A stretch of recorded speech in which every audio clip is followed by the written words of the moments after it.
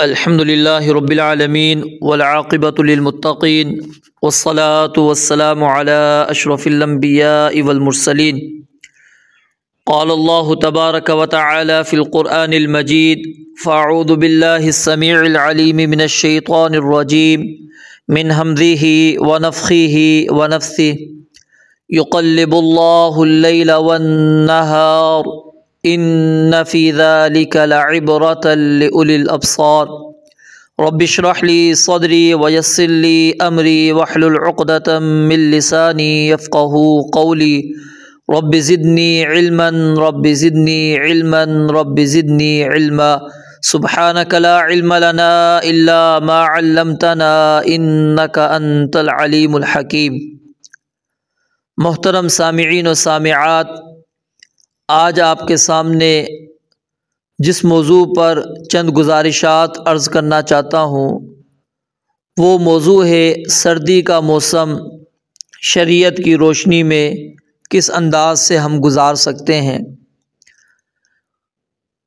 اصل موضوع شروع کرنے سے قبل پہلے اس بات کو اچھی طرح سمجھ لیں کہ یہ دن اور رات کا تبدیل ہونا یہ اللہ رب العالمین کی عظیم نشانیوں میں سے ایک عظیم نشانی ہے، اور یہ اللہ رب العالمین کی طرف سے ہمارے لیے عظیم انعام، عظیم تحفہ ہے۔ یہ اللہ رب العالمین کی طرف سے ہم پر عظیم رحمت ہے۔ ذرا تصور کر کے دیکھیے کہ اگر ہمیشہ دن ہی دن ہمارے اوپر ہوتا، رات کبھی بھی نہ آتی، تو ہمارا نظام زندگی کس حالت میں ہوتا؟ کیا کبھی ہماری پریشانی تکلیف ختم ہونے کا کوئی ہمارے پاس وقت ہوتا؟ ہم اپنی تھکاوٹ کو کس انداز کے اندر ختم کر سکتے تھے؟ اپنی پریشانیاں اور تکالیف ہم کس انداز سے ختم کر سکتے تھے؟ کوئی موقع ہمارے پاس موجود نہیں تھا۔ تو یہ اللہ رب العالمین کی بہت عظیم نشانیوں میں سے عظیم نشانی ہے، اور اللہ تعالیٰ نے اس کو توحید کے دلائلوں میں سے بطور دلیل یہ بات پیش کی ہے۔ قرآن کریم کے اندر اللہ رب العالمین فرماتے ہیں: قُلْ أَرَأَيْتُمْ إِنْ جَعَلَ اللَّهُ عَلَيْكُمُ اللَّيْلَ سَرْمَدًا إِلَى يَوْمِ الْقِيَامَةِ مَنْ إِلَٰهٌ غَيْرُ اللَّهِ يَأْتِيكُمْ بِضِيَاءٍ۔ اللہ فرماتے ہیں اے نبی آپ ان سے کہہ دیجئے کیا خیال ہے تمہارا کہ اگر اللہ تعالیٰ تم پر ہمیشہ رات رکھتا، کبھی بھی تم پر دن نہ لے کر آتا، الی یوم القیامتی قیامت کے دن تک، من الہ غیر اللہ اللہ کے سوا کون ایسا معبود ہے جو تمہارے لیے یأتیکم بضیاء تھوڑی سی معمولی سی کوئی روشنی لے کر آ جاتا؟ تو یقیناً کوئی بھی نہیں ہے جو روشنی لا سکتا۔ پھر اللہ تعالیٰ نے دن کا تذکرہ کیا: قُلْ أَرَأَيْتُمْ إِنْ جَعَلَ اللَّهُ عَلَيْكُمُ النَّهَارَ سَرْمَدًا إِلَى يَوْمِ الْقِيَامَةِ مَنْ إِلَٰهٌ غَيْرُ اللَّهِ يَأْتِيكُمْ بِلَيْلٍ تَسْكُنُونَ فِيهِ کہ کون ہے اگر دن ہمیشہ ہوتا تو رات لے کر آتا جس رات کے اندر تم سکون حاصل کرتے۔ تو یہ وَمِن رَحْمَتِهِ جَعَلَ لَكُمُ اللَّيْلَ وَالنَّهَارَ لِتَسْكُنُوا فِيهِ وَلِتَبْتَغُوا مِن فَضْلِهِ وَلَعَلَّكُمْ تَشْكُرُونَ۔ اللہ کہتے ہیں یہ میری عظیم رحمت ہے کہ میں نے دن اور رات کا نظام بنایا ہے، کہ دن کو تم محنت کرتے ہو، مشقت کرتے ہو، اللہ کے فضل کو تلاش کرتے ہو، اور رات کو تم آرام کرتے ہو، سکون کرتے ہو۔ وَجَعَلْنَا اللَّيْلَ لِبَاسًا وَجَعَلْنَا النَّهَارَ مَعَاشًا دن کو اللہ نے ذریعہ معاش بنایا، رات کو اللہ رب العالمین نے لباس بنا دیا۔ رات کو اللہ تعالیٰ نے لباس بنا دیا، رات کو اللہ رب العالمین نے سکون کا باعث بنا دیا۔ تو یہ اللہ تعالیٰ کی عظیم نشانیوں میں سے نشانی ہے۔ اور اسی انداز کے اندر یاد رکھیے یہ جو موسم کے جو تغیرات ہیں، موسم کی جو تبدیلیاں ہیں، یہ بھی اللہ رب العالمین کی طرف سے بہت بڑا انعام ہے ہمارے لیے۔ اگر ہمیشہ گرمی ہی گرمی رہے کیا ہم برداشت کر سکتے ہیں؟ ہم اپنی کیفیت کو اچھی طرح جانتے ہیں کہ گرمی جب آتی ہے شدت کے ساتھ ہوتی ہے، ہماری کیا کیفیتیں ہوتی ہیں۔ اگر ہمیشہ سردی ہی رہتی پھر ہماری کیا کیفیت ہے؟ ابھی تو آغاز ہے ٹھنڈ کا، اور ابھی سے دیکھیں ہماری حالت کیا ہو گئی ہے۔ کہ یہ برداشت کے قابل نہیں ہو رہی، تو یہ اللہ رب العالمین کی عظیم رحمت ہے، اللہ تعالیٰ کا یہ عظیم انعام ہے کہ جو اللہ تعالیٰ نے ہم پر دن اور رات کی صورت میں کیا، اور جو موسموں کی صورت کے اندر اللہ رب العالمین نے ہم پر اپنا انعام کیا ہے۔ اب اس کا جو بنیادی مقصد ہے وہ دن اور رات کی جو تبدیلی ہے، اس کے اندر مقصود کیا ہے کہ مومن کے حالات بھی بدلنے چاہیے۔ مومن اپنی زندگی پر نظر دوڑائے اور وہ ان مواقع کو، ان اوقات کو غنیمت سمجھے۔ نبی مکرم علیہ الصلاۃ والسلام نے فرمایا نا کہ نعمتان مغبون فیہما کثیر من الناس، کہ دو نعمتیں ایسی ہیں جس میں اکثر لوگ نقصان اٹھاتے ہیں، خسارے کے اندر ہیں۔ الصحۃ والفراغ، صحت اور فراغت۔ اغتنم خمسا قبل خمس، پانچ نعمتوں کو، پانچ چیزوں کو پانچ سے پہلے اللہ کے نبی علیہ الصلوۃ والسلام فرماتے ہیں غنیمت سمجھو۔ تو میرے بھائیوں، یہ ہمارے لیے غنیمت کا موقع ہے کہ جو اللہ رب العالمین نے ہمیں یہ موسم سرما عطا کیا ہے۔ سیدنا عمر بن خطاب رضی اللہ تعالیٰ عنہ، ان کے قول سے آپ اندازہ لگائیے وہ کیا بیان فرماتے ہیں اس سردی کے موسم کے متعلق۔ فرمایا کہ الشتاء غنیمت العابدین، کہ یہ سردی کا جو موسم ہے عبادت گزار لوگوں کے لیے بڑا غنیمت ہے۔ کس انداز سے ذرا غور کریں کہ دن چھوٹے ہو جاتے ہیں اور پیاس کی شدت بھی محسوس نہیں ہوتی، بھوک کی شدت بھی محسوس نہیں ہوتی، انسان آسانی کے ساتھ روزہ رکھ سکتا ہے۔ اور رات لمبی ہو جاتی ہیں تو انسان کے پاس 9-10 گھنٹے ہوتے ہیں۔ اب ان 9-10 گھنٹوں کے اندر بندہ اگر 6-7-8 گھنٹے بھی آرام کرے، پیچھے اس کے بعد 1 گھنٹہ 2 گھنٹے بچ جاتے ہیں۔ اگر وہ رات کو قیام اللیل کرنا چاہے تو وہ قیام اللیل کر سکتا ہے، یہ اس کے لیے غنیمت ہے، مواقع اس کے پاس موجود ہیں۔ اور ایک عظیم تابعی ہیں عبید بن عمیر، وہ صحابہ کرام رضوان اللہ علیہم اجمعین کے متعلق یہ بات بیان فرماتے ہیں کہ جب سردی کا موسم آ جاتا تو وہ ایک دوسرے کو خطاب کر کے کیا کہتے، یا اہل القرآن طال اللیل لصلاتکم، کہ اہل قرآن تمہارے لیے اگر تم رات کو نماز پڑھنا چاہتے ہو تو راتیں لمبی ہو چکی ہیں۔ وَقَصُرَ النَّهَارُ لِصِيَامِكُمْ، اور اگر تم روزہ رکھنے چاہتے ہو تو دن چھوٹے ہو چکے ہیں۔ فَاغْتَنِمُوا، تو ان مواقعوں کو غنیمت جان لو، راتیں لمبی ہو گئی ہیں تو لہٰذا اس رات سے فائدہ حاصل کر لو، اور دن چھوٹے ہو گئے ہیں تو لہٰذا اس کو غنیمت سمجھو۔ تو صحابہ کرام رضوان اللہ علیہ مجمعین وہ یہ اسی طرح اپنے دن اور رات نہیں گزارتے تھے کہ گرمی کے اندر بھی ان کا رات اور دن ایک ہی انداز کا ہو، سردی کے اندر بھی رات اور دن ان کا ایک ہی انداز کا ہو، نہیں، بلکہ وہ دن اور رات کی ان تبدیلیوں کے اندر اپنی عبادات کے اندر بھی وہ تبدیلی لے کر آتے تھے۔ تو یہ اللہ رب العالمین کی طرف سے موسم سرما ہمارے لیے ایک عظیم تحفہ ہے، انعام ہے عبادات کے حوالے سے۔ اگر ہم عبادات کرنا چاہیں تو رب العالمین نے ہمیں موقع دیا ہے، ہمیں ان مواقع سے فائدہ حاصل کرنا چاہیے اور کوشش بھی کرنی چاہیے کہ اپنے ان ایام کو ہم غنیمت بنائیں اور ان کو ہم غنیمت سمجھیں۔ یہ اللہ رب العالمین نے ہمیں ایک مرتبہ پھر زندگی کے اندر ایام دے دیے ہیں، تو ہم اس کو باقی ایام کی طرح نہ گزاریں، باقی دنوں کی طرح نہ گزاریں کہ جس طرح ہمارا گرمی کے اندر روزہ رکھنا یقیناً مشکل اور رات کا قیام بھی یقیناً مشکل، تو اب یہ دونوں چیزیں ہمارے لیے آسان ہیں، تو ہمیں اس جانب بھی توجہ کرنی چاہیے۔ اور یہ بات بھی سمجھ لیں، یہ حقیقت ہے اور ہمیں اس حقیقت کو تسلیم کرنا چاہیے کہ سردی ہوتی کیوں ہے، سردی ہوتی کیوں ہے، اس کی وجہ کیا ہے۔ صحیح مسلم کے اندر روایت موجود ہے، سیدنا ابو ہریرہ رضی اللہ تعالیٰ عنہ اس حدیث کے راوی ہیں، بیان فرماتے ہیں کہ نبی مکرم علیہ الصلاۃ والسلام نے فرمایا کہ قالت النار، آگ نے، جہنم نے اللہ رب العالمین سے شکایت کی، شکایت کر کے کیا کہا کہ اکل بعضی بعضا، کہ میرے بعض حصے نے بعض حصے کو کھا لیا ہے، تو مجھے اللہ اجازت دے، میں سانس لینا چاہتی ہوں۔ تو اللہ تعالیٰ نے 2 سانس لینے کی اس کو اجازت دے دی۔ ایک سانس وہ سردی کے موسم میں لیتی ہے اور ایک سانس وہ گرمی کے موسم میں لیتی ہے۔ جو ٹھنڈک محسوس کرتے ہو یہ بھی نبی علیہ السلام نے فرمایا کہ جہنم کے سانس کی وجہ سے، اور جو تم گرمائش محسوس کرتے ہو یہ بھی جہنم کے سانس کی وجہ سے۔ تو جب جہنم سانس لیتی ہے گرم تو کیا ہو جاتی ہے؟ گرمی ہو جاتی ہے، شدید گرمی، اور جب وہ سانس اندر کرتی ہے تو کیا ہے؟ سخت سردی ہو جاتی ہے۔ اور جہنم کا عذاب صرف آگ والا عذاب نہیں ہے کہ اس کے اندر یعنی حرارت ہی ہے، تپش ہی تپش ہے، بلکہ اس کے اندر زمہریر ٹھنڈ بھی اللہ رب العالمین نے رکھی ہے۔ یہ دونوں قسم کے عذاب اللہ رب العالمین نے دینے۔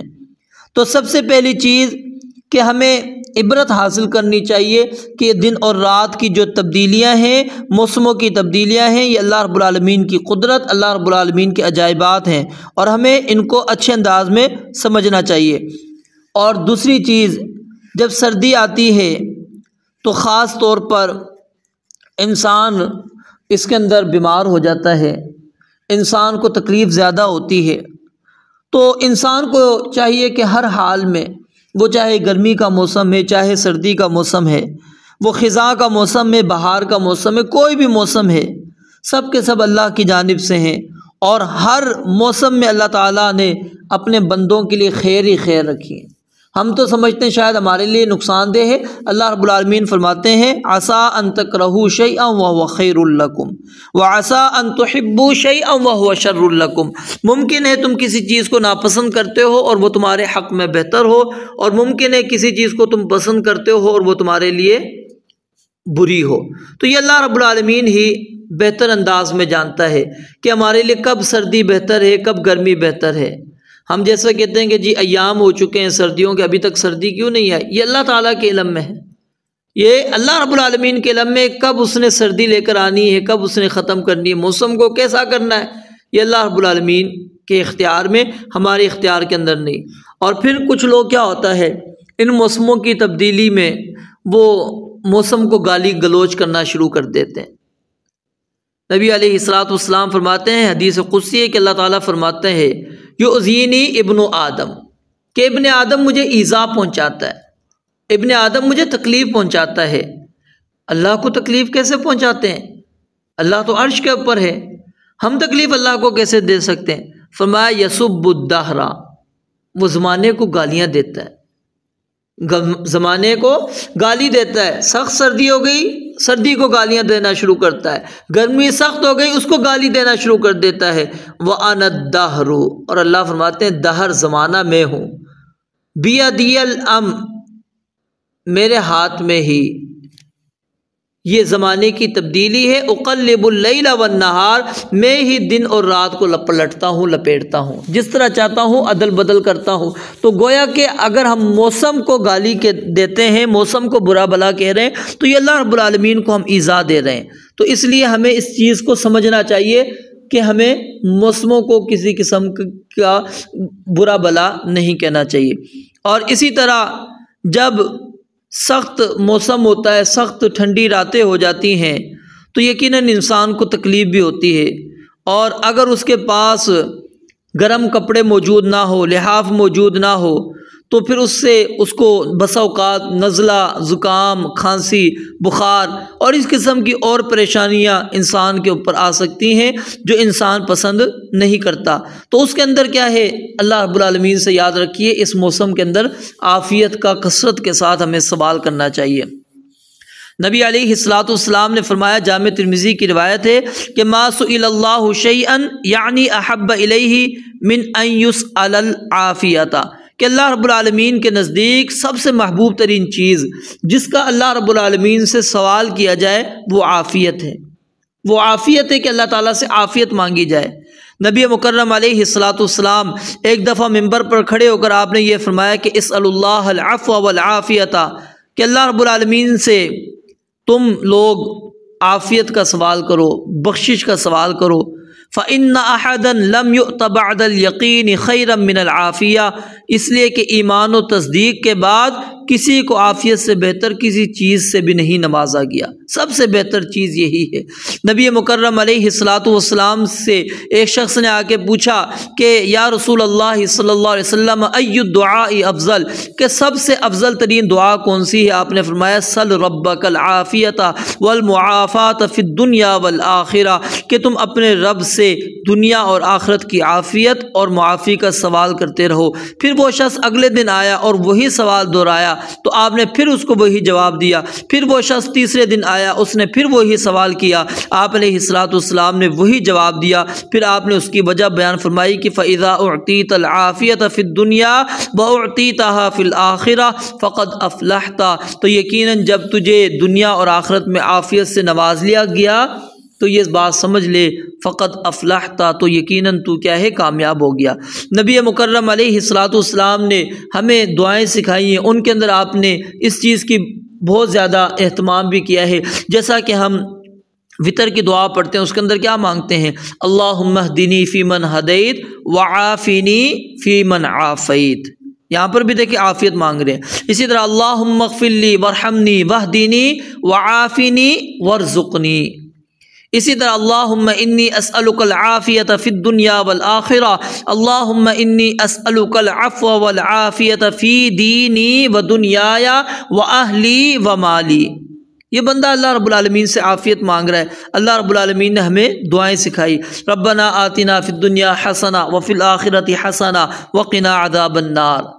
اور اسی طرح جب سردی کا موسم ہوتا ہے، ہمیں اس سردی کے موسم سے جہنم کی سردی کا استحضار رکھنا چاہیے اور اللہ تعالیٰ کی پناہ مانگتے رہنا چاہیے، کیونکہ یہ سخت سردی اور ٹھنڈک کا جو عذاب اللہ رب العالمین نے جہنم میں رکھا ہے، آپ اندازہ لگائیے، غور کیجئے کہ آج جو آگ ہمارے پاس موجود ہے، اس کی تپش کیا ہم برداشت کر سکتے ہیں کہ ایک منٹ اس آگ کے اندر اپنے ہاتھ کو رکھ لیں؟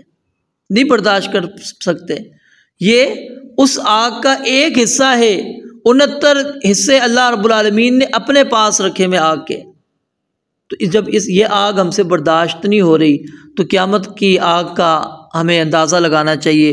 اور ایک واقعہ بھی اس کے حوالے سے حافظ ابن رجب الحنبلی البغدادی نے لطائف المعارف کے اندر نقل کیا کہ ایک سلف میں سے ایک شخص تھے، وہ غسل کرنے کے لیے داخل ہوئے حمام کے اندر، پانی گرم تھا، انہوں نے اپنے سر پر جب پانی ڈالا تو پانی گرم محسوس ہوا تو وہ سائیڈ میں ہو کر رونے لگے۔ لوگوں نے سوال کیا، پوچھا کہ کیا وجہ ہے، کیوں تم رو رہے تھے؟ کہا کہ مجھے قرآن کریم کی وہ آیت یاد آ گئی، یصب من فوق رؤوسہم الحمیم، کہ ان کے سروں کے اوپر کھولتا ہوا گرم پانی ڈال دیا جائے گا۔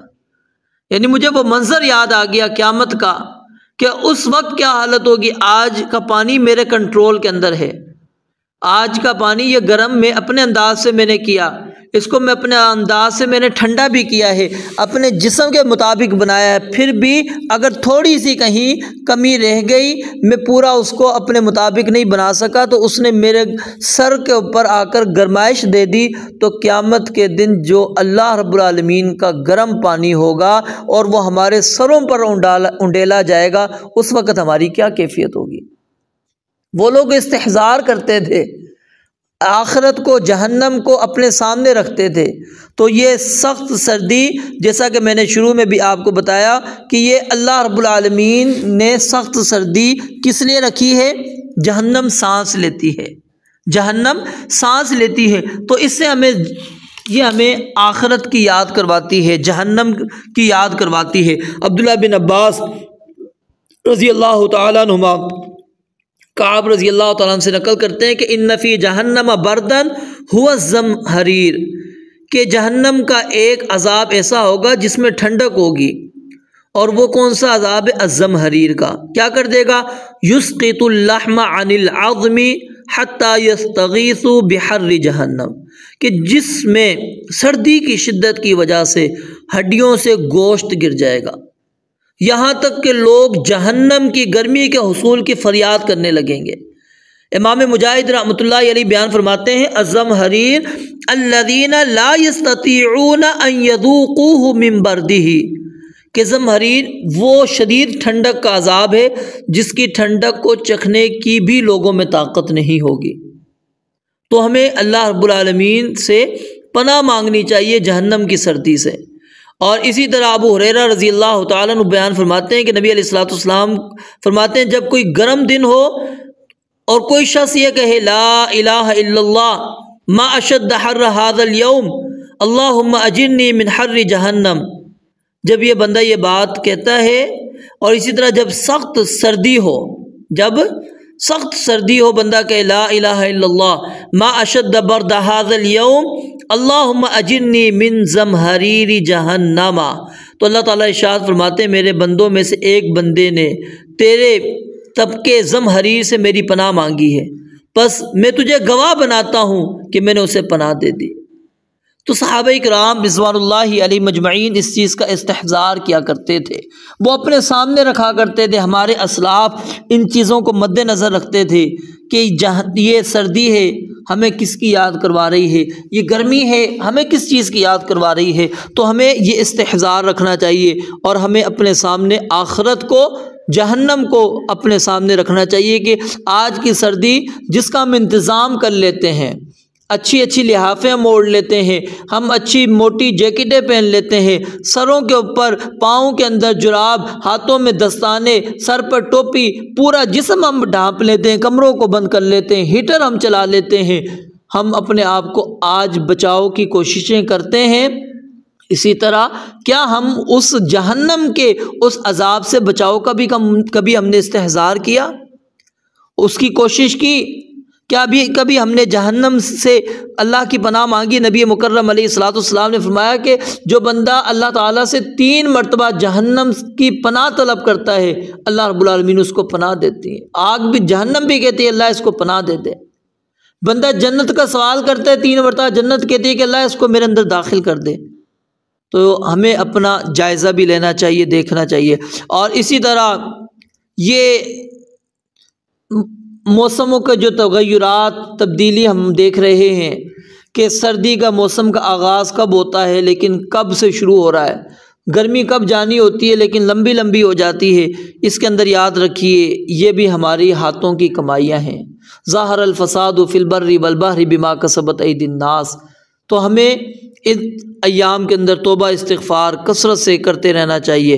ما اصابکم من مصیبت فبما کسبت ایدیکم ویعفو عن کثیر۔ اللہ بہت ساری چیزوں سے ہمارا درگزر کرتا ہے، تو اللہ تعالیٰ نے ہمیں یہ موقع دیا ہے ہم توبہ استغفار کریں، اس کے بے شمار فوائد قرآن و حدیث کے اندر موجود ہیں۔ اسی طرح چھٹا ادب سردی کا یہ ہے، سردی سے بچاؤ کے ذرائع اور تدابیر اختیار کرنی چاہیے، یعنی انسان اپنی وسعت، اپنی حیثیت کے مطابق وہ ذرائع، وہ اسباب اختیار کرے۔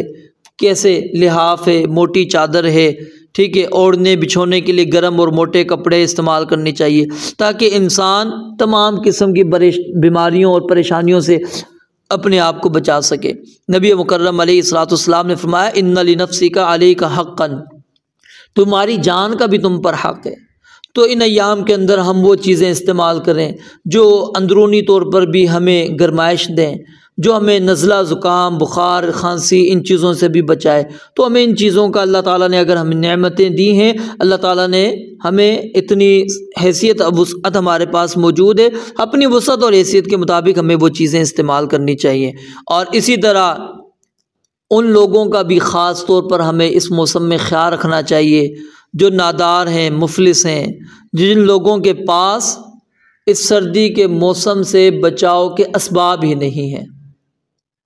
آج میں اگر بازار سے جا کر 10,000 15,000 کی جا کر جیکٹ لے کر آتا ہوں، میں 8-10 ہزار والی چادر لے کر آتا ہوں، اس سے بہتر ہے کہ میں جا کر 1,000-2,000 والی جیکٹ لوں، 1,000-2,000 والی جرسی لوں، باقی جو میرے 9,000-14,000 بچتے ہیں وہ غرباء کی مدد کروں۔ ایک جملہ آپ نے اکثر پڑھا بھی ہوگا، سنا بھی ہوگا کہ سردی سب کو لگتی ہے۔ کوئی بھی اس سے محفوظ نہیں ہے، بچ نہیں سکتا، ہر ایک کو لگتی ہے۔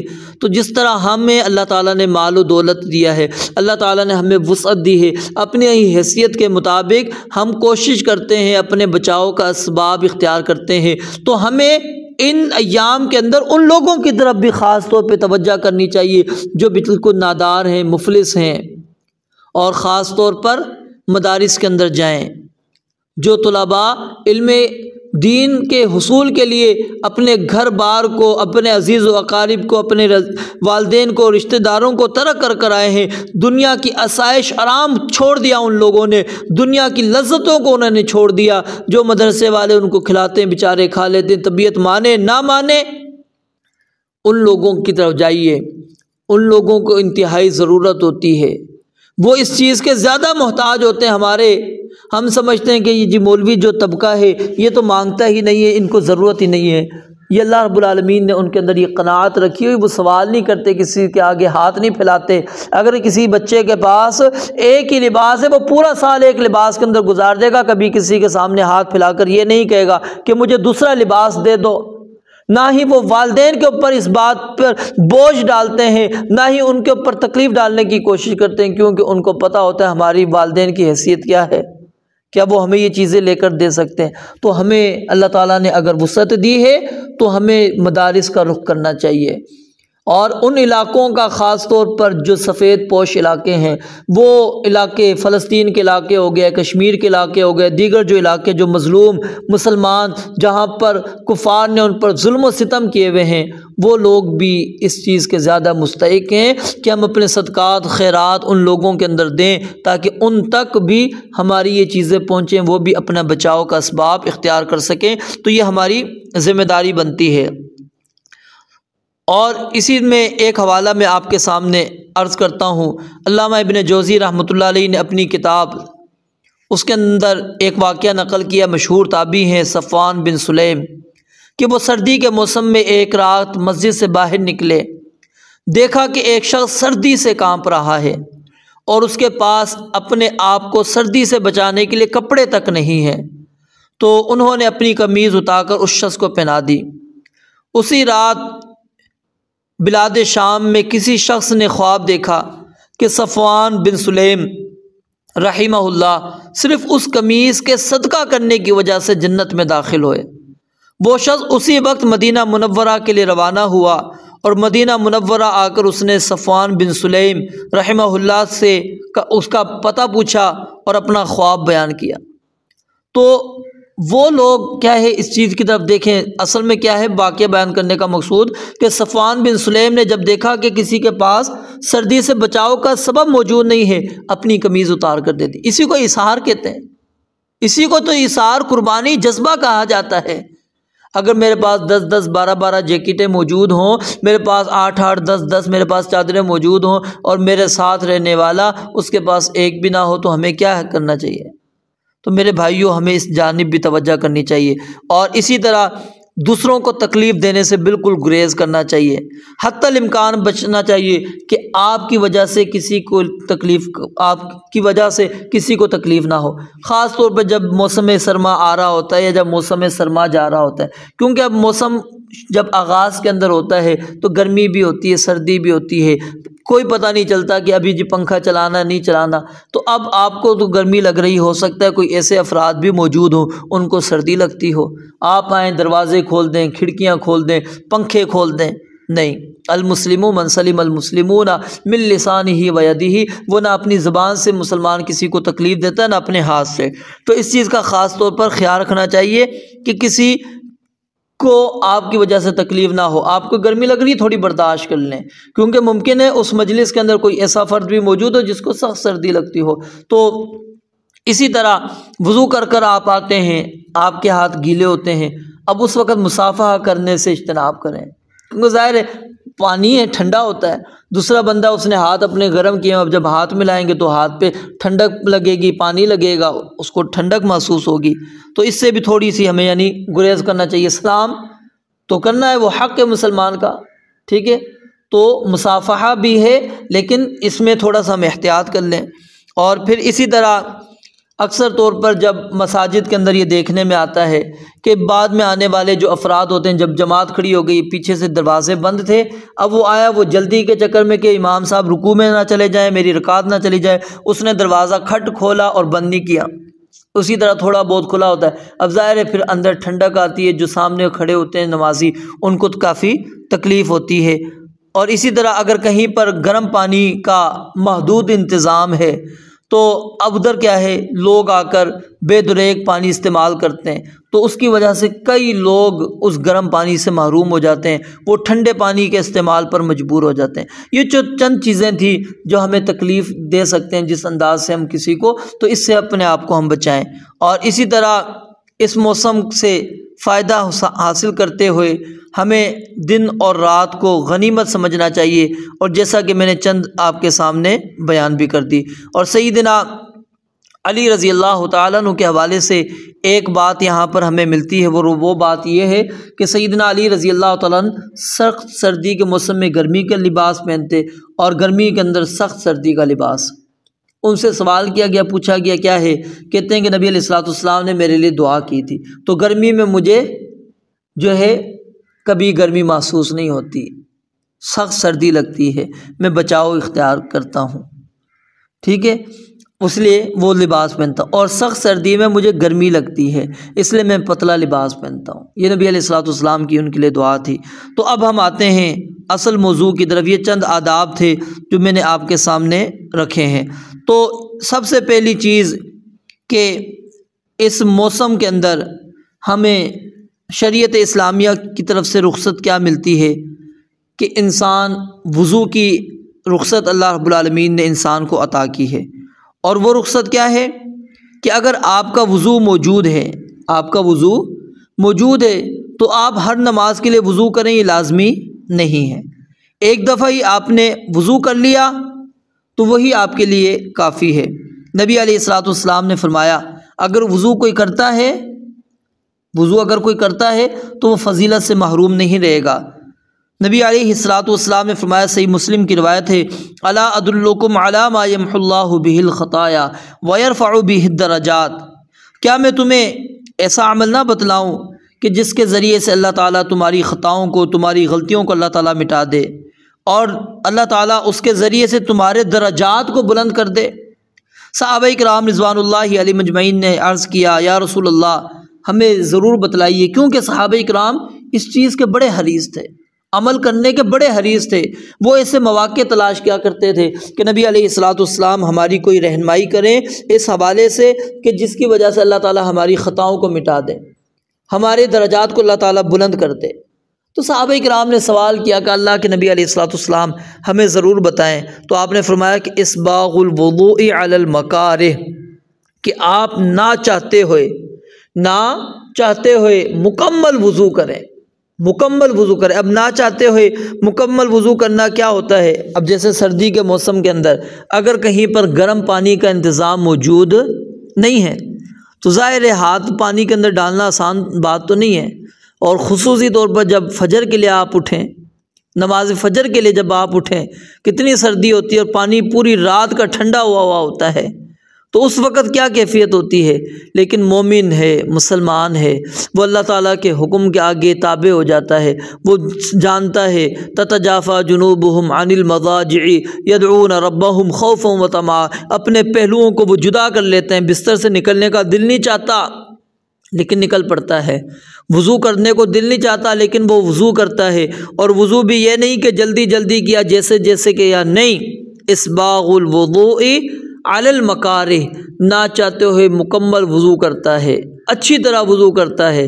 اب سردی کے اندر خاص طور پر جو ہم نے جیکٹ وغیرہ یا جو ہم نے اوپر پہنی ہوتی ہے جرسی وغیرہ، اب اس کے سمیت ہی ہم اپنی کوہنیوں کپڑے کو، قمیض کو اس کے سمیت ہی اوپر کر لیتے ہیں، اور پھر اکثر طور پر یہ ہوتا ہے کہ وہ ہماری بالکل کوہنی کے قریب ہوتا ہے، جس کی وجہ سے کوہنی دھونا مشکل ہو جاتی ہے، اور بسا اوقات کوہنی وہ خشک رہ جاتی ہے۔ تو اس چیز کا ہمیں خاص طور پر خیال رکھنا چاہیے۔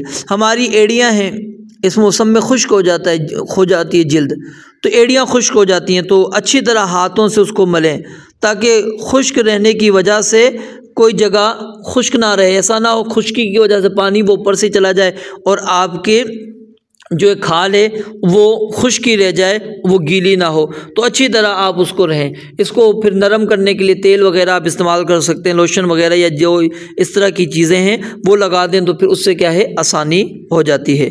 تو وضو کے اندر اگر کوئی عضو خشک رہ جاتا ہے، جیسا کہ خاص طور پر میں نے آپ کو بتایا کہ یہ ایڑیاں ہو گئیں یا ہماری کونیاں رمضان یہ سردی کے موسم میں ہو جاتی ہیں، تو اس کے متعلق نبی علیہ الصلوۃ والسلام نے بڑی سخت وعید بیان فرمائی ہے۔ فرمایا کہ ویل للعقاب من النار، کہ اگر کوئی ایڑی برابر جگہ بھی خشک رہ جاتی ہے تو اس کے لیے ویل ہے، ہلاکت ہے جہنم کی۔ اسبغ الوضوء، آپ نے فرمایا کہ مکمل وضو کرو۔ تو انسان کو اس چیز کا خاص طور پر ہمیں خیال رکھنا چاہیے، جب ہم سردی کے موسم میں وضو کریں اپنی ایڑیاں اور اپنی کوہنیاں اس چیز کو مکمل طور پر دیکھیں۔ اب اس سہولت سے ہم فائدہ کیسے حاصل کر سکتے ہیں کہ وضو کے جو اعضاء ہیں وہ ایک مرتبہ دھونا بھی درست ہے، 2 مرتبہ بھی، 3 مرتبہ بھی، 3 مرتبہ سے زائد نہیں۔ آپ چلیں سردی کے موسم میں 1 مرتبہ دھو لیں، اچھی طرح دھو لیں، 2 مرتبہ دھو لیں، 3 مرتبہ نہ دھوئیں۔ بعض اعضاء 3 مرتبہ، بعض 2 مرتبہ، بعض 1 مرتبہ، جائز ہے، کوئی مسئلہ نہیں اس کے اندر۔ تو یہ اللہ رب العالمین کی طرف سے ہمارے اوپر رحمت بھی ہے کہ اب آپ کا وضو ہے تو اگلی نماز کے لیے وضو کرنا لازمی تو نہیں ہے، ٹھیک ہے، کر لیتے ہیں، وہ ایک افضل عمل ہے، لیکن اگر آپ کا وضو برقرار ہے تو آپ نے اس کے ساتھ ظہر پڑھی، عصر پڑھی، مغرب عشاء پڑھی، جائز ہے، کوئی مسئلہ نہیں۔ لازمی نہیں کہ آپ نے ضرور ہی وضو کرنا ہے، کرتے ہیں تو یہ فضیلت پھر آپ کے سامنے ہونی چاہیے۔ اسی طرح سردی کے موسم کے اندر غسل کرنا بڑا مشکل ہوتا ہے، اکثر لوگ غسل سے اور نہانے سے بھاگتے ہیں۔ اب عام نہانے سے تو انسان چلو بچ جاتا ہے، روزانہ جو نہاتے تھے ہم دن میں 2 3 3 مرتبہ گرمیوں میں، اب وہ تو ہمارا ہفتوں میں چلا جاتا ہے نا۔ اب ایک نہانا وہ ہے جو شریعت کی طرف سے ہم پر لازم ہو جاتا ہے، وہ کیا ہے؟ غسل جنابت، فرضی غسل۔ اب کوئی بندہ سردی سے بچاؤ کے لیے فرضی غسل بھی نہ کرے اور اسی طرح وہ اپنی زندگی گزار لے تو یاد رکھیں یہ بہت بڑا گناہ کر رہا ہے۔ جہاں پر پانی گرم کرنے کی سہولت موجود ہے تو ہمیں وہ پانی کو گرم کر کے جلدی سے جلدی اپنی طہارت حاصل کرنی چاہیے، اور جہاں پر یہ چیزیں نہیں ہیں، ٹھیک ہے، اور اس شخص کے لیے ٹھنڈے پانی سے غسل کرنے کی وجہ سے بیمار ہونے کا اندیشہ ہے یا وہ پہلے سے ہی بیمار ہے اور بیماری میں مزید اضافے ہونے کا سبب بن سکتا ہے، تو اب اس شخص کے لیے یہ صورت موجود ہے کہ اس صورت حال کے اندر وہ بندہ تیمم کر لے۔ تیمم کی اجازت اس شخص کے لیے موجود ہے۔ سخت سردی ہے، گرم پانی کا بھی کوئی انتظام موجود نہیں، وہ شخص ہے بھی بیمار اور پانی کے استعمال کرنے سے مزید بیمار ہو جائے گا، مزید وہ تکلیف کے اندر جائے گا، تو اللہ رب العالمین نے اس بندے کے لیے اپنی رحمت کی ہے۔ وہ رحمت کیا ہے کہ وہ بندہ تیمم کر لے۔ وضو کا طریقہ تیمم کا اور غسل کا طریقہ دونوں کا ایک ہی طریقہ ہے، اور طریقہ کیا ہے؟ اپنے دونوں ہاتھوں کو مٹی پر مارے اور مارنے کے بعد اس کو پھونک ماریں، ٹھیک ہے، جس طرح ہم دعا کر رہے ہیں اس طرح یہ دیکھیں ہاتھ میں نے ملا لیے، اس پھونک ماریں، پھونک مارنے کے بعد پہلے چہرے پر ملیں اور اس کے بعد پھر یہ ہتھیلیوں کے اوپر مل لیں۔ یہ آپ کا وضو بھی ہو گیا، آپ کا غسل بھی ہو گیا۔ یہ ایک ہی مرتبہ ہاتھ مارنا ہے اور ایک ہی مرتبہ یہ چہرہ اور ہاتھ کرنے ہیں، ٹھیک ہے۔ اور اللہ رب العالمین نے قرآن کریم کے اندر بھی یہ بات بیان فرمائی ہے، فَتَيَمَّمُوا صَعِيدًا طَيِّبًا فَامْسَحُوا بِوُجُوهِكُمْ وَأَيْدِيكُمْ۔ تو یہی تیمم غسل کا بھی ہے اور یہی تیمم جو ہے اس کا بھی ہے۔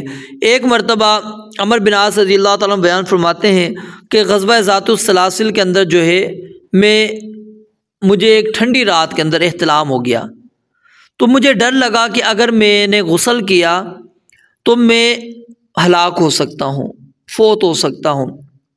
کہتے ہیں میں نے تیمم کر لیا، اپنے ساتھیوں کو میں نے فجر کی نماز بھی پڑھائی، ٹھیک ہے، ان کو فجر کی نماز بھی پڑھائی۔ پھر انہوں نے نبی علیہ الصلوۃ والسلام کو یہ واقعہ ذکر کیا تو آپ علیہ الصلوۃ والسلام نے سیدنا عمر بن عاص کو کہا صلیت باصحابک وانت جنب، آپ نے اپنے ساتھیوں کو نماز پڑھا لی، آپ امام بن گئے ان کے اور آپ کیا تھے؟ جنبی تھے۔ فَأَخْبَرْتُهُ بِالَّذِي مَنَعَنِي مِنَ الْاِغْتِسَالِ، کہتے ہیں پھر میں نے نبی علیہ الصلوۃ والسلام کو اپنا وہ عذر پیش کیا کہ جس کی وجہ سے میں غسل نہیں کر سکتا تھا۔ وقلت اور میں نے کہا انی سمعت اللہ یقول، میں نے اللہ تعالیٰ کا یہ فرمان سن رکھا ہے کہ اللہ تعالیٰ فرماتے ہیں ولا تقتلوا انفسکم ان اللہ کان بکم رحیما، کہ اپنے آپ کو قتل نہ کرو۔ تو فضحک رسول اللہ صلی اللہ علیہ وسلم ولم یقل شیئا، تو اس عمل پر نبی علیہ الصلوۃ والسلام مسکرا اٹھے، آپ نے کچھ بھی نہیں کہا۔ اور یہ بھی یاد رکھیں جواز کی دلیل ہے کہ جس عمل کی آپ کو خبر ہو جائے اور آپ اس کے اوپر خاموشی اختیار کر لیں، وہ عمل بھی شریعت ہے۔ اب سیدنا عمرو بن عاص رضی اللہ تعالیٰ نے اپنا عذر پیش کر دیا نبی علیہ السلام کو کہ میں نے غسل کیوں نہیں کیا، آپ خاموش ہو گئے۔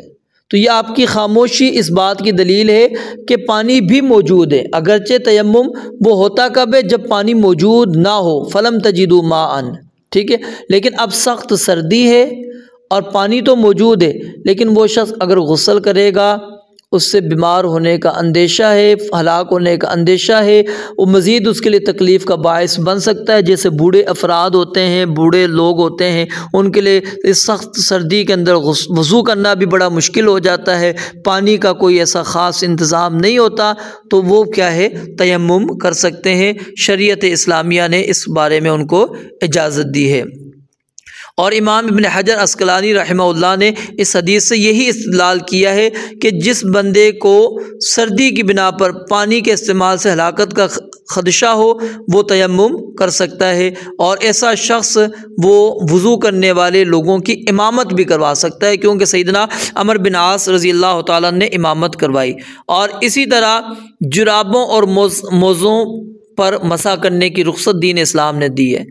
شریعت نے وضو کرتے ہوئے مسح علی الخفین، مسح علی الجوربین، یعنی موزوں پر اور جرابوں پر مسح کرنے کی رخصت اور اجازت دی ہے، اور اس کو پاؤں کے دھونے کا بدل قرار دیا ہے، کیونکہ سردیوں میں جس طرح میں نے آپ کو کہا وضو کرنا کیا ہوتا ہے، بار بار مشکل ہوتا ہے، اور پھر اس کے اندر بار بار پاؤں دھونے کے اندر مشقت ہے اور تکلیف ہے۔ تو اب بندہ موسم سرما میں اس عمل سے، شریعت کی اس رخصت سے فائدہ حاصل کرتا ہے، تو اس کو فائدہ حاصل کرنا چاہیے کہ وہ اپنے بچاؤ کے لیے پاؤں کے اندر موزے جراب پہن لیتا ہے، پھر اس کے اوپر مسح کرتا ہے۔ ہمارے ہاں ایک عجیب معاملہ اس مسئلے میں چل پڑا ہے، اور یہ یاد رکھیے لوگوں کو مشقت اور تکلیف کے اندر ڈالنے والی بات ہے۔ اور وہ کیا بات ہے کہ ہم کہتے ہیں کہ صرف خفین کے اوپر مسح ہو سکتا ہے، جوربین پر مسح نہیں ہو سکتا۔ خف اصل میں کہتے ہیں عربی زبان کے اندر ان کو جو چمڑے سے بنے ہوں، جو چمڑوں سے بنے ہوں، اس کے اوپر کہتے ہیں مسح جائز ہے، مسح کر سکتے ہیں۔ جو ہم اونی یا سوتی جو آج کل ہم جراب پہنتے ہیں، کہتے ہیں اس کے اوپر مسح نہیں ہو سکتا۔ یہ بات یاد رکھیے درست نہیں ہے۔ امام ابو داود رحمۃ اللہ علیہ فرماتے ہیں سنن ابو داود کے اندر، اور انہوں نے یہ بات صحابہ کرام رضوان اللہ علیہ مجمعین سے نقل کی کہ سیدنا علی بن ابی طالب، سیدنا عبداللہ بن مسعود رضی اللہ تعالیٰ عنہ، سیدنا برا بن عازب، سیدنا انس بن مالک، سیدنا ابو امامہ، سہل بن سعد، عمر بن حریث، یہ سب کے سب رضی اللہ تعالی عنہم اجمعین کون تھے؟ ان سب نے مسح علی الجوربین، جرابوں کے اوپر مسح کیا ہے۔ اور سیدنا عمر بن خطاب رضی اللہ تعالی عنہما عنہ، سیدنا عبداللہ بن عباس رضی اللہ تعالیٰ عنہما، انہوں نے بھی جرابوں پر مسح کیا۔ اور یہ صحابہ کرام رضوان اللہ علیہ مجمعین کے آثار آپ مصنف ابن ابی شیبہ کے اندر، مصنف عبد الرزاق کے اندر، محلہ ابن حزم کے اندر اور دیگر کتب کے اندر باسند صحیح موجود ہیں، وہاں پر آپ مطالعہ کر سکتے ہیں۔ اور امام ابن قدامہ رحمۃ اللہ علیہ بیان فرماتے ہیں کہ ولی ان الصحابۃ رضی اللہ تعالی عنہم مسحوا علی الجوارب، کہ صحابہ کرام رضوان اللہ علیہ مجمعین نے جرابوں پر مسح کیا ہے، اور ان کے زمانے میں اس کا کوئی مخالف بھی ظاہر نہیں ہوا۔ فکان اجماعاً، تو لہٰذا اس بات پر اجماع ہو گیا کہ جرابوں پر مسح کرنا صحیح ہے۔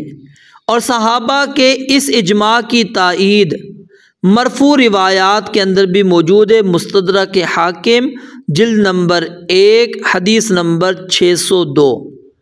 خفین پر جو مسح ہے یہ متواتر احادیث سے ثابت ہے۔ جرابیں بھی یاد رکھیں خفین کی ہی ایک قسم ہے۔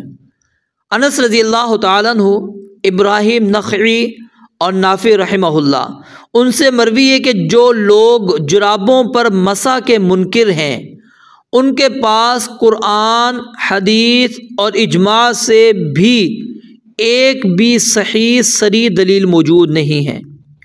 امام ابن المنذر النسابوری رحمہ اللہ وہ بیان فرماتے ہیں، رأیت علیًا بالا ثم توضأ ومسح علی الجوربین، کہ سیدنا علی رضی اللہ تعالیٰ نے پیشاب کیا، پھر وضو کیا اور جرابوں پر مسح کیا۔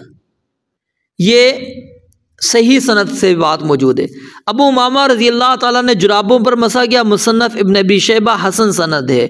برا بن عازب رضی اللہ تعالیٰ نے جرابوں پر مسح کیا، مصنف ابن ابی شیبہ صحیح سند۔ عقبہ بن عمر نے جرابوں پر مسح کیا، ابن ابی شیبہ صحیح سند ہے۔ سہل بن سعد نے جرابوں پر مسح کیا، حسن سند ابن ابی شیبہ۔ ابن منذر نے کہا، امام اسحاق بن راہویہ نے فرمایا صحابہ کا اس مسئلے کے اندر کوئی اختلاف نہیں ہے۔ الاوسط اپنی کتاب کے اندر انہوں نے یہ بات نقل کی ہے، اور یہی بات امام ابن حزم رحمۃ اللہ علیہ نے کی، اسی پر امام ابن قدامہ رحمۃ اللہ علیہ نے صحابہ کا اجماع بھی نقل کیا ہے۔ تو جرابوں پر مسح کے جائز ہونے کے بارے میں صحابہ کا اجماع ہے، اور اجماع شرعی حجت ہے۔ نبی علیہ الصلاۃ والسلام کی جب احادیث سے نہیں ٹکراتا وہ باقاعدہ ایک شرعی حجت اور شرعی دلیل اس کو تسلیم کیا جاتا ہے۔ اسی طرح تابعین میں سے آپ ابراہیم نخعی ہیں، وہ جرابوں پر مسح کیا کرتے تھے، مصنف ابن ابی شیبہ 1977 نمبر حدیث ہے، سندہ صحیح۔ سعید بن جبیر رحمہ اللہ نے جرابوں پر مسح کیا، مصنف ابن ابی شیبہ 1989 یعنی 89 سندہ صحیح۔ عطا بن ابی رباح جرابوں پر مسح کے قائل تھے، محلہ جلد نمبر 2 صفحہ نمبر 86۔ اسی طرح جو ہے قاضی ابو یوسف جرابوں پر مسح کے قائل تھے، الہدایہ جلد 1 صفحہ نمبر 61۔ محمد بن حسن الشیبانی بھی جرابوں پر مسح کے قائل تھے، آپ ہدایہ جلد نمبر 1 صفحہ نمبر 61 باب المسح علی الخفین دیکھ سکتے ہیں۔ امام ابو حنیفہ رحمۃ اللہ علیہ پہلے جرابوں پر مسح کے قائل نہیں تھے، لیکن بعد میں انہوں نے اپنے اس موقف سے رجوع کر لیا اور انہوں نے آخری دنوں کے اندر اس پر عمل بھی کیا۔ امام ترمذی رحمۃ اللہ علیہ فرماتے ہیں کہ سفیان ثوری، ابن المبارک، شافعی، احمد اور اسحاق بن راہوی جرابوں پر مسح کے قائل تھے۔ تو جو بھی ہے، جو جس سے آپ نے پاؤں کو ڈھانپ لیا ہے، پاؤں کو آپ نے چھپا لیا ہے، ٹھیک ہے، اس پر آپ مسح کر سکتے ہیں، وہ پھر چاہے چمڑے کے ہوں، چاہے اون کے ہوں، سوتی ہو، کوئی بھی ہو، آپ اس کے اوپر مسح کر سکتے ہیں۔ تو اب اس کے اندر ہمارے ہاں جو بہت بڑی یہ دی جاتی ہے کہ جی آپ اس کے اوپر مسح کر سکتے ہیں جو صرف چمڑے کا ہو، اس کے علاوہ پر مسح نہیں کر سکتے۔ کئی لوگوں کو ہم نے اس مسئلے کے اندر پریشان ہوتے دیکھا ہے، سخت سردی میں دل نہیں چاہتا، وہ بیچارے پاؤں دھو رہے ہوتے ہیں۔ جب اللہ تعالیٰ نے ہمیں رخصت دی ہے تو اللہ تعالیٰ کی رخصت سے ہمیں فائدہ حاصل کرنا چاہیے، اور صرف یہ نہیں کہ آپ جرابوں پر آپ کیا ہے اس پہ بھی مسح کر سکتے ہیں، جوتے ہیں آپ کے لیکن ٹخنوں سے اوپر ہونے چاہیے۔ جراب بھی یاد رکھیں جو پہن رہے ہیں آپ، وہ آپ کے ٹخنے اس کے اندر چھپے ہوئے ہونے چاہیے، ٹخنوں سے اوپر ہوگا تو مسح ہوگا، وگرنہ نہیں۔ جوتا بھی اسی طرح ہے تو آپ اس کے اوپر کر سکتے ہیں، اور اسی طرح پگڑی کے اوپر بھی آپ مسح کر سکتے ہیں کہ بار بار آپ پگڑی اتاریں، اسی کے اوپر آپ مسح کرنا چاہیں تو اس کے اوپر بھی مسح آپ کر سکتے ہیں۔ تو نبی مکرم علیہ الصلاۃ والسلام سے جرابوں پر، ٹھیک ہے، جرابوں پر اور خفین پر مسح ثابت ہے۔ خفین کا تو کسی میں کا بھی کوئی اختلاف نہیں ہے، اور جرابوں پر مسح کے متعلق میں نے آپ کو صحابہ کرام رضوان اللہ علیہ مجمعین کے نام، پھر اسی طرح تابعین ان کے نام، پھر فقہائے احناف میں سے جو احناف اس کے قائل ہیں اس کا بھی میں نے آپ کے سامنے نقل کر دیا۔ پھر اسی طرح امام ابو حنیفہ رحمۃ اللہ علیہ، امام ابو حنیفہ رحمۃ اللہ علیہ، ان سے بھی میں نے آپ کو یہ ثابت کر دیا کہ ان کا بھی یہی معاملہ ہے۔ لیکن ایک چیز یہاں پر ایک سمجھنے والی چیز ہے، وہ پہلے سمجھ لیں پھر میں مزید آگے بات کرتا ہوں، کہ ہم نے جب جرابیں پہنی ہوتی ہیں تو اس میں بہت زیادہ کوتاہی برتی جاتی ہے۔ کوتاہی کس طرح بڑھتی جاتی ہے کہ جرابیں میلی ہوتی ہیں، اس کے باوجود لوگوں نے پہنی ہوتی ہیں، جرابوں میں سے بو آ رہی ہوتی ہے، اس کے باوجود لوگوں نے پہنی ہوتی ہے، تو یاد رکھیں اس سے اذیت ہوتی ہے، تکلیف ہوتی ہے۔ تو جس سے تکلیف ابن آدم کو ہوتی ہے، اس سے تکلیف فرشتوں کو بھی ہوتی ہے۔ تو ہمیں اس چیز کا خاص طور پر خیال رکھنا ہے کہ ہماری جرابیں گندی نہ ہوں، ان میں سے بو نہ آتی ہو، کیونکہ فإن الملائکۃ تتعزی مما یتعزی منہ بنو آدم، بنو آدم جس سے تکلیف محسوس کرتے ہیں تو اللہ کے فرشتے بھی تکلیف محسوس کرتے ہیں۔ جو جب جرابیں میلی ہوں تو ان سے کیا ہے بدبو آنا شروع ہو جائے تو ان کو دھو لینا چاہیے تاکہ لوگوں اور فرشتوں کے لیے اذیت کا باعث نہ بنے۔ اب مسح کرتے وقت جو ہمارے ہاں غلط طریقہ ایک پایا جاتا ہے وہ کیا ہے کہ ہم مسح کرتے ہیں دونوں پاؤں کے اوپر ایک ساتھ نہیں۔ قرآن کریم نے اور نبی مکرم علیہ الصلوۃ نے ترتیب بیان کی ہے۔ وضو میں آپ ترتیب کا خیال رکھتے ہیں نا، اسی طرح مسح کے اندر بھی ترتیب ہے۔ یہ نہیں ہے کہ دونوں پر ایک ساتھ کریں گے، مسح میں بھی ترتیب ہے، پہلے دایاں پاؤں اس کے بعد بایاں پاؤں، تو پہلے دائیں پاؤں پر آپ مسح کریں گے، اس کے بعد پھر آپ کیا ہے بائیں پاؤں پر مسح کریں گے۔ اور مسح کرنے کا طریقہ کیا ہے کہ آپ انگلیوں سے لے کے آتے ہوئے اوپر کی جانب آ جائیں گے، زیادہ اوپر نہیں جانا، بس آ کر کچھ علماء اس کا ایک طریقہ یہ بیان کرتے ہیں کہ آپ جو ہے نا انگلیوں سے شروع ہو کر یہ ایڑی ہے نا، کیا نام ہے، ایڑی والی سائڈ، اس سائڈ پر آپ آ جائیں گے، ٹخنے والی سائڈ پر آپ ہاتھوں کو لے آئیں گے، بس یہ آپ کا مسح ہو گیا۔ اور ایک ہی دفعہ آپ نے کرنا ہے، پہلے دایاں پھر اس کے بعد بایاں۔ اور جہاں تک تعلق ہے کہ پھٹی پرانی جرابوں پر مسح کا، کیا ان پر مسح کرنا درست ہے یا نہیں ہے؟ اگر تو جرابیں تھوڑی سی پھٹی ہوئی ہیں اور انسان وہ فائدہ اس سے حاصل کر رہا ہے جس سے جرابوں سے حاصل ہوتا ہے، یعنی کہ گرمائش وغیرہ، تو ایسی جرابوں پر مسح کرنا درست ہے۔ اگر جرابیں اس قدر زیادہ پھٹی ہیں کہ اصل مقصود ہی حاصل نہیں ہو رہا تو اس صورت میں پھر ان پر مسح نہیں کیا جائے گا، بلکہ ان کو اتار کر ان کو دھونا چاہیے۔ اور اسی طرح اس کے اندر سخت سردی کے موسم کے اندر شریعت اسلامیہ نے ایک رخصت ہمیں دی ہے گھر میں نماز پڑھنے کی۔ جب سخت سردی ہو تو اس وقت آپ گھر میں نماز پڑھنا چاہیں تو آپ پڑھ سکتے ہیں، اجازت موجود ہے، اگرچہ اس کے اندر بڑی سخت وعیدیں موجود ہیں۔ نبی علیہ الصلوۃ والسلام نے فرمایا کہ میرا دل کرتا ہے کہ جو بندے مسجد میں نہیں آتے میں ان کے گھروں کو جلا دوں، لیکن آپ علیہ الصلوۃ والسلام نے اس چیز کا سخت سردی کے موسم میں لوگوں کا خیال رکھا ہے، اس میں آپ نے اجازت دی، بارش ہے آپ نے اجازت دی۔ ایک مرتبہ سیدنا عبداللہ بن عمر رضی اللہ تعالیٰ عنہ، یہ سفر کا واقعہ ہے، ٹھیک ہے، سیدنا عبداللہ بن عمر رضی اللہ تعالیٰ عنہ اذان دینے کے بعد لوگوں کو کہتے ہیں کہ اپنے گھروں کے اندر نماز پڑھ لو۔ پھر اس کے بعد انہوں نے حدیث بیان کی نبی علیہ الصلوۃ والسلام سے کہ جب سرد رات ہوتی اور بارش ہو رہی ہوتی تھی تو نبی علیہ الصلوۃ والسلام مؤذن کو حکم دیتے تھے کہ وہ اعلان کر دے الا صلو فی الرحال، کہ لوگوں تم گھروں کے اندر نماز پڑھ لو۔ سیدنا نعیم نحام کہتے ہیں ایک سرد ترین صبح تھی، صبح کی اذان ہوئی، میں اس وقت اپنی اہلیہ کے کمبل میں تھا تو میں نے کہا کاش مؤذن یہ ندا بھی دے دے کہ ومن قعد فلا حرج، کہ جو کوئی گھر میں بیٹھا رہے مسجد نہ آئے اس پر کوئی حرج نہیں۔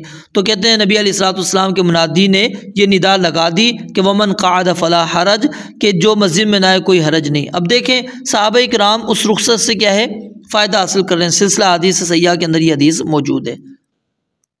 تو ہمیں رخصت سے فائدہ حاصل کرنا چاہیے۔ سخت سردی ہے، بارش ہو رہی ہے، آپ کا گھر سے نکلنا مسجد تک آنا آپ کے لیے تکلیف کا باعث ہے، آپ گھر میں نماز پڑھ سکتے ہیں۔ اگر آتے ہیں فضیلت آپ کو ملے گی، اجر ثواب آپ کو زیادہ ملے گا، آپ کو ثواب اجر زیادہ ملے گا، تو اس چیز کو بھی ہمیں رکھنا چاہیے ذہن میں۔ اور اگر رخصت سے ہم فائدہ حاصل کرنا چاہتے ہیں تو رخصت میں بھی ہم فائدہ حاصل کر سکتے ہیں۔ اور اسی طرح جب نماز کی ادائیگی ہم کرتے ہیں تو اکثر طور پر نماز کی ادائیگی کے جو ارکان ہوتے ہیں اس کی ادائیگی کے اندر ہم سے کوتاہی ہو جاتی ہے، کیونکہ ہم نے اوپر چادر اوڑھی ہوئی ہوتی ہے۔ اب اس صورت کے اندر ہاتھ نکال کر رفع الیدین باہر کرنا ہم ضروری نہیں سمجھتے، اندر ہی اندر ہم رفع الیدین کر لیتے ہیں، یہ بات درست نہیں ہے۔ بلکہ سیدنا وائل بن حجر رضی اللہ تعالیٰ عنہ بیان فرماتے ہیں اتیت النبی صلی اللہ علیہ وسلم فی الشتاء، کہ میں نبی مکرم علیہ الصلوۃ والسلام کے پاس سردی کے موسم میں آیا، فرأیت اصحابہ، کہ میں نے دیکھا نبی علیہ الصلوۃ والسلام کے صحابہ کو یرفعون ایدیہم فی ثیابہم فی الصلاۃ، کہ وہ اپنے ہاتھوں کو بلند کیا کرتے تھے اپنے کپڑوں میں نماز میں، یعنی رفع الیدین کرتے تھے، وہ رفع الیدین کے ساتھ ہی نماز پڑھتے ہیں، یعنی باہر نکال کر بھی آپ رفع الیدین اچھے انداز میں کر سکتے ہیں، اگر اندر آپ کے ہاتھ آرام سے اٹھ رہے ہیں کندھوں تک یا کانوں کی لو تک تو وہاں پر بھی اٹھا کر آپ کر سکتے ہیں۔ یہ دونوں باتیں اس کے اندر درست ہے۔ تو بعض لوگ کیا ہے چادر کے اندر رفع الیدین کرنے میں بہت جلد بازی سے کام لیتے ہیں اور تھوڑا سا معمولی سا ہاتھوں کو اوپر اٹھا لیتے ہیں، اشارہ کرتے ہیں، یہ رفع الیدین نہیں کہلاتا۔ رفع الیدین وہی کہلائے گا جو سنت کے مطابق ہوگا، اپنی مرضی کا رفع الیدین نہیں ہوگا۔ تو اندر نہیں ہو رہا تو باہر نکال کر وہ ہاتھ نکال کر آپ رفع الیدین کریں گے۔ اسی طرح نماز کے اندر منہ چھپانا، سردی سے بچاؤ کے لیے بندہ منہ چھپا لیتا ہے، وہ چادر وغیرہ منہ کے اوپر لپیٹ لیتا ہے۔ اس کے اندر یاد رکھیے جو احادیث ہیں منہ چھپانے کی ممانعت کے متعلق، وہ کوئی بھی حدیث سند کے اعتبار سے ثابت نہیں ہے۔ ہاں ایک روایت البتہ موجود ہے جس کے اندر یہ وضاحت تو نہیں ہے منہ کے چھپانے کے حوالے سے، لیکن اس سے مفہوم یہی نکلتا ہے کہ جب بندہ تلاوت قرآن کرتا ہے، قرآن پڑھ رہا ہوتا ہے نماز میں، فرشتہ اس کے منہ کے اوپر اپنا منہ رکھتا ہے، فرشتہ اس کے منہ کے اوپر اپنا منہ رکھتا ہے۔ تو اس حدیث سے علماء یہ استدلال کرتے ہیں کہ نماز کی حالت میں منہ کو نہیں ڈھانپنا چاہیے، لیکن اگر کوئی بندہ نماز کی حالت میں منہ کو ڈھانپ لیتا ہے، ماسک وغیرہ چڑھا لیتا ہے، اس میں کوئی حرج نہیں ہے، کیونکہ نبی مکرم علیہ الصلوۃ والسلام سے جو ممانعت والی دلائل پیش کی جاتے ہیں، میں نے چند عرصہ قبل جب یہ کرونا کا مسائل ہوئے تھے اس وقت میں نے ذاتی طور پر اس چیز کو مسئلے کو میں نے دیکھا تھا، تو مجھے جو بھی روایات ملی تھیں ان سب کے اندر کچھ نہ کچھ ضعف اور کمزوریاں موجود تھیں۔ تو اس لیے علماء نے اس وقت بھی یہ رخصت دی تھی کہ آپ ماسک چڑھا کر نماز پڑھ سکتے ہیں، تو یہ اس کے اندر انشاءاللہ جواز موجود ہے۔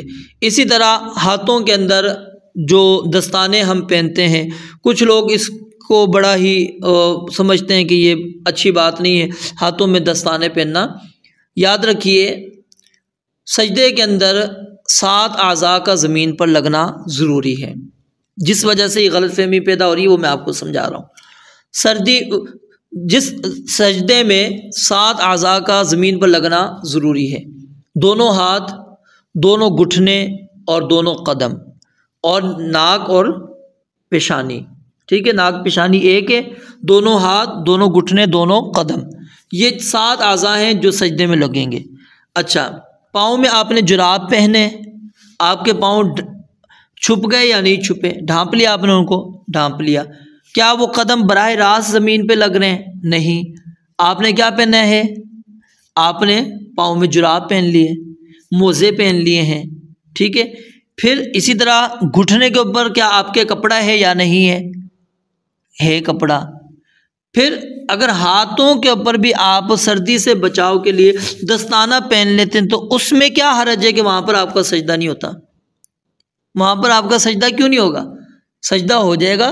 تو یہ سمجھنا کہ جی ہاتھوں میں جو ہے نا دستانے نہیں پہن سکتے کہ وہ ہاتھ کا زمین پر لگانا ضروری ہے، تو پھر گھٹنوں سے بھی کپڑا ہٹا دیں، پھر پاؤں سے بھی جرابیں موزے اتار دیں، لیکن نہیں، وہاں پر پھر ہم یہی کہتے ہیں کہ نبی علیہ السلام نے جب وہاں پر اجازت دی ہے تو یہی چیز ہے، آپ سردی سے بچاؤ کے لیے ہاتھوں کو اگر ہاتھوں میں پہن رہے ہیں تو اس میں کوئی حرج نہیں ہے، دستانے پہن کر آپ نماز پڑھ سکتے ہیں۔ اور اسی طرح جو چادر وغیرہ ہم اوڑھ رہے ہوتے ہیں اس کے اندر ایک جو غلطی عموماً پائی جاتی ہے وہ اسبال، چادر اتنی بڑی ہوتی ہے ہماری، وہ ٹخنوں سے نیچے بس اوقات جاری ہوتی ہے۔ یہ یاد رکھیے، اسبال چادر کا لٹکانا، وہ چاہے تہبند ہے، آپ کی شلوار ہے، آپ کی قمیض ہے، آپ نے اوپر اوڑھی ہوئی چادر ہے، کوئی بھی ہے، وہ مرد جو ہے وہ ٹخنوں سے نیچے نہیں کر سکتا۔ اگر وہ آپ کے ٹخنوں سے نیچے جا رہی ہے تو یہ بہت بڑی ہم غلطی پر ہیں، ہمیں اپنی غلطی کی اصلاح کرنی چاہیے اور چادر لیتے وقت اس کا خاص طور پر خیال رکھیں۔ اور اسی طرح چادر اوڑھتے وقت ایک چیز یہ بھی ہوتی ہے کہ ہم اس کو اس طرح پہن لیتے ہیں جب ہم رکوع وغیرہ کے اندر جاتے ہیں تو، یا پھر ویسے ہی ہم نے اس کو بس اوڑھا ہوتا ہے کہ دونوں سائڈیں اس کی لٹک رہی ہوتی ہے، اس کو صدل کہتے ہیں، اس کو کیا کہتے ہیں؟ صدل کہتے ہیں، کہ دونوں طرح سے آپ کپڑے کو لٹکا لیتے ہیں، ٹھیک ہے؟ تو یہ لٹکانا بھی درست نہیں ہے، اس بال سے بھی ہم نے آپ کو بچانا ہے، اور اسی طرح صدل سے بھی اپنی آپ کو بچانا ہے۔ نبی علیہ الصلوۃ والسلام نے اس سے منع فرمایا۔ اور اسی طرح گیس ہیٹر وغیرہ اکثر نمازی وہ اپنے سامنے رکھ لیتے ہیں گھر کے اندر جب نماز پڑھتے ہیں اس وقت، یا مساجد میں بعض جگہ پر ہیٹر جو ہیں وہ دیوار پر نصب کرنے کے بجائے وہ انہوں نے نمازیوں کے سامنے رکھے ہوئے ہوتے ہیں، تو پھر عام آدمی کے ذہن میں کچھ شکوک و شبہات جنم لیتے ہیں کہ آگ سامنے رکھ کر میں عبادت کر رہا ہوں، یہ تو مجوس کا طریقہ ہو گیا ہے، تو گویا ان کے ساتھ مشابہت لازم آتی ہے۔ تو اس لیے بعض لوگ ہیٹر کے سامنے کھڑے ہو کر نماز پڑھنا پسند ہی نہیں کرتے، بلکہ وہ کسی دوسری جگہ کا انتخاب کرتے ہیں۔ تو سب سے پہلے اس حوالے سے بات یہ ذہن میں رکھیں، اگر ہیٹر وغیرہ آپ کے سامنے پڑا ہو تو نماز پڑھنے میں کوئی حرج نہیں ہے۔ ایسی صورت میں کیونکہ بندے کی قطعاً یہ نیت نہیں ہے کہ میں آگ کی پوجا کر رہا ہوں، بلکہ اس کا مقصود صرف یہ ہے کہ اس سے میں حرارت حاصل کر رہا ہوں۔ اور امام بخاری رحمۃ اللہ علیہ نے صحیح بخاری کے اندر اسی موقف کو ذکر کیا کہ باب من صلی وقدامہ تنور، کہ اس شخص کے متعلق جو نماز پڑھتا ہے اور اس کے سامنے تنور موجود ہے، آگ موجود ہے۔ انہوں نے نبی علیہ الصلوۃ والسلام کا ایک عمل تھا اس کو نقل کیا کہ عرضت علی النار واصلی، کہ مجھ پر آگ پیش کی گئی اس حال میں کہ میں نماز پڑھ رہا تھا۔ تو نبی علیہ الصلوۃ والسلام کے سامنے آگ پیش کی گئی، آپ نماز پڑھے تو سامنے آگ آ گئی تھی، تو یہ گویا کہ اس کی عبادت ہو جانی تھی، لیکن نہیں۔ تو خلاصہ کلام یہی ہے کہ آپ گیس ہیٹر کے سامنے نماز پڑھ سکتے ہیں، اس میں کوئی حرج نہیں، کیونکہ آپ کی نیت اس کی عبادت نہیں ہے۔ ہاں اگر وہ دیواروں پر لگا لیے جائیں تو یہ زیادہ بہتر ہے تاکہ شبہات سے بندہ بچ جائے۔ فمن اتقى الشبہات استبرأ لدینہ وعرضہ ومن وقع فی الشبہات وقع فی الحرام، تو اس لیے اس چیز کا بندہ خیال کر سکتا ہے۔ اور اسی طرح ہمیں اس چیز کا بھی خاص طور پر خیال رکھنا چاہیے کہ اس موسم کے اندر یہ ریشہ بلغم اس کا شکار بہت زیادہ لوگ عموماً ہو جاتے ہیں، تو پھر نماز کی حالت میں انسان کو چھینک آتی ہے، ناک سے بلغم، ناک سے جو رینٹ ہے اس کے نکلنے کا اندیشہ ہوتا ہے، یا بندے کو بلغم وغیرہ آ جاتا ہے۔ تو اب اس صورت کے اندر وہ کیا کرے؟ نبی علیہ الصلوۃ والسلام نے فرمایا کہ جب تم میں سے کوئی بندہ نماز کی حالت میں ہو تو فإنہ یناجی ربہ، اس کو یہ سامنے رکھنا چاہیے کہ وہ اپنے رب سے مناجات کر رہا ہے، سرگوشیاں کر رہا ہے۔ فلا یبصقن احدکم قبل قبلتہ، کوئی بندہ قبلے کی جانب نہ تھوکے، ولکن عن یسارہ، یا تو وہ اپنی بائیں جانب، او تحت قدمیہ، یا اپنے قدم کے نیچے۔ اور یہ حکم اس وقت ہے جب کچی مسجد ہے۔ آج جس سے کہ ہمارے پاس یہ قالینز وغیرہ بچھے ہوتے ہیں، صفے بچھی ہوتی ہیں، اس پر یہ حکم نہیں ہے، ٹھیک ہے۔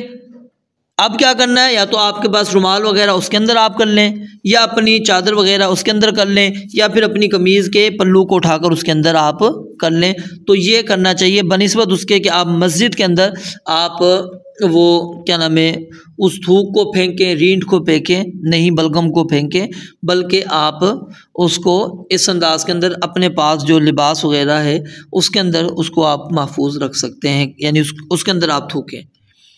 اور اسی طرح یہ بھی یاد رکھیں کہ سردی کے اندر ایک طور پر بچوں کو ہم اس طرح لپیٹ دیتے ہیں، اچھی طرح اس کے ہاتھ اور پاؤں کو باندھ دیتے ہیں، تو یہ باندھنا بھی درست نہیں ہے، اگرچہ اس کا تعلق جو ہے نماز کے ساتھ ہے، ٹھیک ہے، اشتمال السما یہ نماز کے ساتھ ہے، لیکن عام حالات کے اندر بھی اس سے اجتناب کرنا چاہیے۔ اور اسی طرح سردی کے موسم کے اندر ہم جب بیٹھتے ہیں آدھی دھوپ ہوتی ہے، آدھا سایہ ہوتا ہے، یہ بھی یاد رکھیں اس سے نبی علیہ الصلوۃ والسلام نے منع فرمایا ہے۔ یا تو انسان پورے کا پورا وہ دھوپ کے اندر ہو، یا مکمل کا مکمل وہ کیا ہے اس کے اندر ہو، کیا نام ہے دھوپ کے اندر یا سائے کے اندر، آدھا اس میں آدھا اس میں نہیں۔ یہ ڈاکٹر اور حکیم حضرات بھی اس کے طبی نقصانات کی وجہ سے منع فرماتے ہیں، شریعت اسلامیہ نے بھی اس سے منع کیا۔ تو خاص طور پہ جب ہم نماز پڑھ رہے ہوتے ہیں تو ہمیں اس چیز کا بھی خاص طور پر خیال رکھنا چاہیے کہ صف ہم وہاں پر بچھائیں جہاں پر کیا ہے مکمل دھوپ ہو یا مکمل سایہ ہو۔ آدھی دھوپ مطلب نمازی تو دھوپ میں کھڑا ہے، جب وہ رکوع سجدے میں جاتا ہے تو وہ آگے کیا نمازی دھوپ میں جب آگے رکوع سجدے میں جاتا ہے تو سایہ موجود ہے، تو یہ بھی درست نہیں ہے، تو ہمیں ایسی جگہ پر نماز پڑھنا چاہیے۔ اور اسی طرح ایک اور معاملہ کیا جاتا ہے پاکستان کے اندر خاص طور پر کیا ہے کہ جیسے ہی موسم سرما ہوتا ہے تو گیس کا پریشر کم ہو جاتا ہے، ہمارے پاس بجلی کی لوڈ شیڈنگ کے ساتھ ساتھ اس کی لوڈ شیڈنگ بھی چل پڑی ہے اور باقاعدہ چلتی ہے، تو اب اس کے اندر کچھ لوگ کیا ہے گیس کمپریسر لگا لیتے ہیں، ٹھیک ہے۔ اب اس کا فائدہ کیا ہوتا ہے کہ وہ تو تیزی کے ساتھ کمپریسر کھینچ لیتا ہے، آپ کے پاس مکمل گیس آ رہی ہوتی ہے، لیکن یاد رکھیے اس طرح کرنا درست نہیں ہے، اس لیے کہ وہ جو گیس آ رہی ہے وہ صرف آپ کے لیے نہیں آ رہی، آپ کے پاس موجود سب جو افراد ہیں آپ کے محلے میں ان سب کے لیے وہ گیس آ رہی ہے، تو سب کا آپ گویا کہ حق اس کے اندر مار رہے ہیں۔ تو یہ اس سے اجتناب کرنا چاہیے، بچنا چاہیے، ہمیں جتنی آسانی کے ساتھ خود آ رہی ہے وہی ہم استعمال کریں، زبردستی ہم کھینچ کر لا کر کسی کا حق ماریں، کسی کے حق کو ہم جو ہے وہ چھینیں، یہ درست نہیں ہے۔ اور اسی حوالے سے جو رات کو ہم ہیٹر وغیرہ جلاتے ہیں یا انگیٹھی وغیرہ جلا کے رکھتے ہیں، تو اس کے اندر بھی یہ چیز ہمیں یاد رکھنی چاہیے، رات کو سوتے وقت نبی علیہ الصلوۃ والسلام نے فرمایا کہ آگ کو بجھا کے سویا کرو، چراغوں کو بجھا کر سویا کرو، کیونکہ تم نہیں جانتے کہ کون سی مخلوق آ کے تمہارے اس گھر کو جلا دے۔ اور نبی علیہ الصلوۃ والسلام کے زمانے کے اندر ایک گھر اس طرح جل گیا تھا، آپ علیہ الصلوۃ والسلام نے فرمایا کہ میں نے تو تمہیں منع کیا تھا، تم نے میری بات مانی نہیں، میں نے تو تمہیں منع کیا تھا کہ رات کو سوتے وقت جو ہے اپنے ہیٹرز وغیرہ اپنی یہ آگ کو بجھا کر سویا کرو، تم نے یہ بجھایا نہیں، تو اس چیز کا ہمیں خاص طور پر خیال رکھنا چاہیے۔